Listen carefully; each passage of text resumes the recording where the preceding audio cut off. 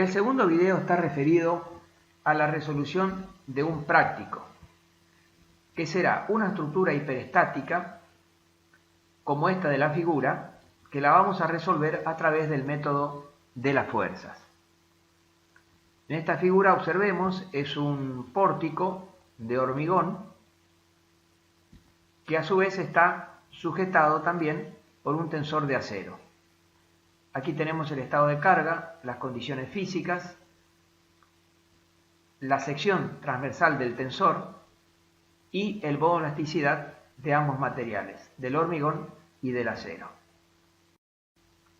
El primer paso consiste en la elección del sistema isostático fundamental.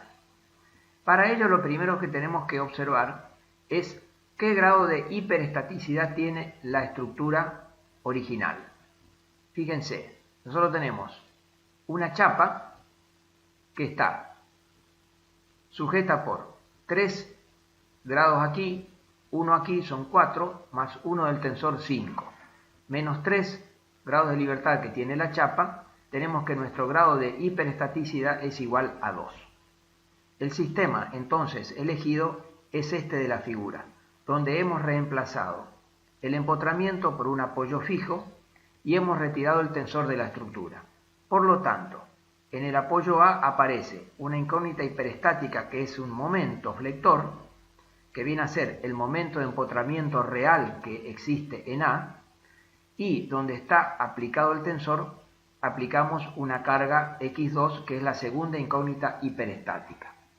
Respecto al tensor, si bien lo retiramos de la estructura, no desaparece, sino que lo consideramos aparte y está sometido a la incógnita hiperestática X2 en forma traccionada. El segundo paso es determinar los diagramas de momento flector de los distintos estados de carga. El primer estado de carga es el correspondiente a las cargas exteriores que llamamos estado de carga 0. Hallamos las reacciones e inmediatamente dibujamos el diagrama de momento flector que llamaremos por lo tanto M0. El segundo estado de cargas que aparece aplicando, recuerden el video número 1, el principio de superposición de cargas, es el estado de cargas 1, constituido por el momento unitario X1, que, de acuerdo a lo que vimos en principio de trabajos virtuales, lo llamamos X1 rayita. Hallamos las reacciones, que va a ser una cupla, e inmediatamente el diagrama de momento flector, que lo llamamos M1. Finalmente, tenemos el tercer estado de carga, que es el estado de cargas 2, constituido por la incógnita hiperestática X2 igual a 1 tonelada, aplicada en el lugar donde se encuentra o se encontraba en la estructura original el tensor. Esa carga unitaria produce reacciones en A y en D, a través de las cuales podemos calcular el diagrama de momento flector M2. Ahora, repárese que en este estado de carga tenemos también que considerar el tensor. Sabemos que el tensor solamente trabaja a esfuerzo normal, en este caso a tracción igual a 1 tonelada, y aquí está representado el diagrama de esfuerzo normal. Hacemos una salvedad y recordamos que para plantear el trabajo virtual interno despreciamos en lo que son aquellos elementos sometidos a flexión, en nuestro caso en las barras de hormigón, el efecto producido por el esfuerzo de corte y el esfuerzo normal. Sin embargo, esto no podemos hacerlo en el tensor, ya que es el único esfuerzo, que es el esfuerzo normal, al cual trabaja este elemento. El tercer paso es la determinación de los alfa y J. En base a los datos que nos dio el problema, donde tenemos aquí 20-50, es decir, base y altura de la barra, podemos determinar los momentos de inercia en las distintas barras de la estructura. En este caso adoptamos como momento de inercia de comparación el correspondiente a la barra inclinada AB. Por lo tanto, el valor de alfa para esa barra es 1 y para las vigas BC y CD 4,63. Fíjense que en este caso no calculamos alfa para el voladizo.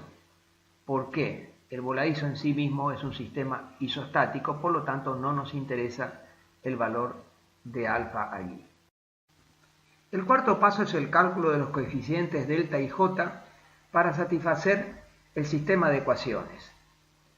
Como la estructura tiene dos incógnitas hiperestáticas, tendrá un sistema de dos ecuaciones con dos incógnitas. La primera ecuación se refiere a que la rotación en el punto donde está aplicado x1 es igual a 0. Efectivamente, donde está aplicada x1, es decir, en el empotramiento, la rotación es 0. La segunda ecuación se refiere a que el corrimiento vertical del punto donde se aplica x2, es decir, en este punto donde se aplica el tensor, el corrimiento vertical de esa sección es igual a la deformación o al alargamiento, mejor dicho, del tensor debido al esfuerzo de tracción. Por eso es menos delta T. Los coeficientes delta y J para las estructuras de hormigón, es decir, para las barras que trabajan a flexión, estarán dados por la expresión que ya vimos en el principio de los trabajos virtuales. En el método de las fuerzas se trabajará con un valor ficticio de delta y J, llamado delta y J asterisco, que será igual a esta constante de proporcionalidad por delta y J. En realidad, vamos a trabajar entonces resolviendo esta parte de la expresión, que será el delta y J asterisco. Para el acero, el término utilizado para el cálculo de los delta y J es este que se encuentra en pantalla. Si al primer miembro y al segundo lo multiplico por la misma constante, esta igualdad se mantendrá. Sin embargo, reparen ustedes que para barras a flexión y para barras a tracción, el valor del delta y J asterisco va a ser el mismo en este caso que en este. ¿Ven? Este artilugio me permitirá poder sumar directamente los delta y J asterisco de las barras a flexión, es decir, del hormigón, con los valores obtenidos de delta y J asterisco para las barras a tracción, lo cual produce un menor trabajo en el cálculo o en la resolución del práctico. Ahora vamos a comenzar a calcular cada uno de los delta y J. En este caso, comenzamos con delta 1,0. ¿Qué es delta 1,0? Es la rotación producida en el punto donde se aplica x1 debido al estado de carga 0, es decir, debido al estado de carga exterior. Por lo tanto, tenemos que integrar los diagramas de momento correspondiente a el M1 con el M0. Es decir, el diagrama de M0 real con el diagrama de M1 correspondiente al estado de cargas 1. Entonces vamos a comenzar, como hicimos en principio trabajos virtuales, barra por barra. Esta es la barra AB, tendremos que integrar un trapecio con un triángulo y así sucesivamente hasta completar toda la estructura. Vemos aquí triángulo que pertenece al estado de carga real con el diagrama M1 que es un trapecio. Aquí vamos a la tabla de integrales de Mohr y obtenemos este resultado de la integración. Reemplazamos por los valores. Acuérdense que cada uno de estos valores tiene el signo, el valor y el signo que le hemos dado en el práctico, y aquí obtenemos el resultado, en este caso negativo. Fíjense que la barra BD, que es BD, va a estar constituida en el caso del estado de cargas reales por un diagrama compuesto, que lo vamos a dividir en un doble triángulo y en la parábola. Y esa lo vamos a tener que integrar con este triángulo que está aquí. Eso es lo que hicimos. Doble triángulo con triángulo, parábola con triángulo. Acuérdense que en el caso del doble triángulo, vamos a la tabla de integrales y para nosotros consideramos que todos los términos son positivos en cuanto a la expresión genérica. Pero luego, de acuerdo al caso nuestro, a cada uno de estos valores de momento le colocamos el signo que corresponde, obteniendo este valor como resultado de la integral. Luego integramos la parábola con el triángulo. Esta es la expresión genérica de tabla, reemplazando valores, valor final. Sumamos todos los resultados de las distintas integraciones de diagrama y obtenemos el valor del delta 10 ficticio, que va a ser menos 14,08. Delta 20 es la integral de M0 por M2 sobre alfa diferencial de X. Es la integral entonces de este diagrama M0 con este diagrama M2. Al igual que en el caso anterior, en este caso dividimos la barra AB, que es la inclinada, el tramo BC y el tramo CD. En este caso, fíjense que al tramo BD lo dividimos en BC, donde vamos a tener un triángulo y la parábola correspondiente a ese sector con este trapecio. Y luego analizamos el tramo restante, es decir, este triángulo con esta parte del diagrama, que va a ser un doble triángulo más la parábola. Sería este caso que está aquí. En cada una de estas integraciones tenemos que ir a la tabla, colocar la expresión que corresponda. Acuérdense que, y vuelvo a repetir porque esto es importante, cuando vamos a la tabla siempre consideramos los términos positivos, todos positivos, y luego le damos el valor que a cada uno de esos momentos tiene en nuestros diagramas. Obtenemos los resultados, sumamos y tendremos el delta 20 asterisco 2362 negativo. Hacemos lo mismo con delta 11. En este caso, fíjense, nunca puede dar un resultado negativo cuando hacemos la integración delta 11, o sea, delta I. ¿Por qué? Porque estamos integrando un diagrama sobre sí mismo. ¿Ven? Un diagrama sobre sí mismo. Entonces, sean positivo o negativo, nunca el resultado puede ser negativo. Tengan eso en cuenta. En el caso del delta 11 asterisco me dio más 330 positivo. Luego integramos el delta 12, que sabemos que numéricamente es igual a delta 21. En este caso va a ser la integración del diagrama M1 con el diagrama M2. Acá dividimos en 3 barras. Estos son diagramas bastante simples. Trapecio con triángulo, trapecio con trapecio, triángulo con triángulo.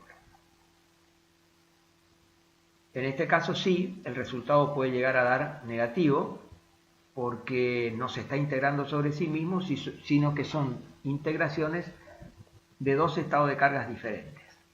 En este caso el resultado es positivo, más 2,31 el delta 12 o delta 21 asterisco. Finalmente, vamos a determinar la deformación delta 22. En este caso, tenemos que integrar el diagrama de M2 consigo mismo. Entonces tenemos planteado aquí las tres barras, cada una con sus respectivos diagramas. Fíjense que son iguales porque se integra este consigo mismo. Por lo tanto, el resultado siempre será positivo. Y luego integramos la última parte, que es la correspondiente al tensor. Fíjense que el tensor va a estar sometido a dos fuerzas de sentido contrario, pero iguales entre sí, que será igual a 1 tonelada que me va a traccionar el tensor. Por eso este signo es positivo. Entonces tenemos que integrar 1 tonelada consigo misma.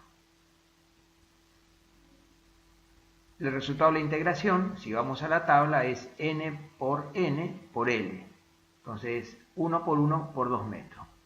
El resultado es igual a 2 metros. Ahora aplicamos la expresión que habíamos visto en filminas anteriores, es esta que está aquí, y el resultado es 0,15 positivo, que sería el delta asterisco 2,2 correspondiente al tensor. Hago aquí una salvedad.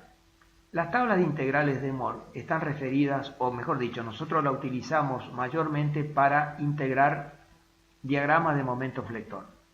Pero en realidad puede integrarse cualquier tipo de diagrama, y en este caso estamos integrando dos diagramas rectangulares de esfuerzo normal. Terminada entonces las determinaciones de los delta y j, vamos a resolver el sistema de ecuaciones que habíamos visto ya en filminas anteriores y que es este que está aquí presente. Reemplazamos los distintos valores de los delta y j obtenidos. Para el caso de menos delta t, esto significa que en el punto donde está aplicado el tensor, como a este tensor lo retiramos de la estructura, este punto ya no se mantiene, ya el corrimiento no es nulo, sino que tendrá un determinado corrimiento vertical de acuerdo a lo que se deforme el tensor. Por eso es la deformación del tensor. Y esa deformación va a ser igual al valor que corresponde a x2 unitario por el verdadero valor de la incógnita hiperestática x2. Resuelto el sistema de ecuaciones, obtenemos x1 y x2. El sexto paso es calcular las reacciones y el momento flector en los extremos de barra, aplicando el principio de superposición, tanto para un caso como para el otro. Para el caso de las reacciones, fíjense, la reacción en A, si la reacción vertical aquí, va a ser la reacción debido al estado de cargas exteriores, debido al estado de cargas 1, multiplicado por el verdadero valor de x1, y la reacción en A debido al estado de cargas 2 unitario, multiplicado por el verdadero valor de la incógnita. Eso es lo que se plantea en esta expresión. Esta es la reacción debido al estado de carga 0, la reacción debido al estado de cargas 1, multiplicado por el verdadero valor de x1, y la reacción debido al estado de cargas 2, unitario, multiplicado por el verdadero valor de x2. Y esto da 1,30 toneladas. Así, para la otra reacción, el resultado es 4,60 toneladas. Lo mismo se hace para el momento flector. El momento flector en A será el correspondiente al estado de carga 0, al estado de cargas 1 por x1 y el estado de cargas 2 por el verdadero valor de x2. De esta manera calculamos los momentos flectores en los extremos de barra, así como también el esfuerzo normal en el tensor, y finalmente el último paso es dibujar con esos valores de momento flector el correspondiente diagrama. Luego, a través del despiece, hallamos el diagrama de esfuerzo de corte, de esfuerzo normal y finalmente el diagrama del cuerpo libre, con lo cual damos por finalizada la resolución de la estructura hiperestática a través del método de la fuerza. El método de la fuerza admite la verificación del resultado, es decir, si la resolución del práctico fue correcta o no. Para eso tenemos que aplicar el principio de los trabajos virtuales, sabiendo que, por ejemplo, donde está aplicada la incógnita hiperestática X1, es decir, en el apoyo A de la estructura, la deformación es 0 porque es un empotramiento. Entonces, si se nos pidiera aplicar o determinar la deformación en ese punto aplicando el principio de los trabajos virtuales, nosotros sabemos de antemano que esa integración tiene que ser igual a 0. Ahora bien, ¿qué integración?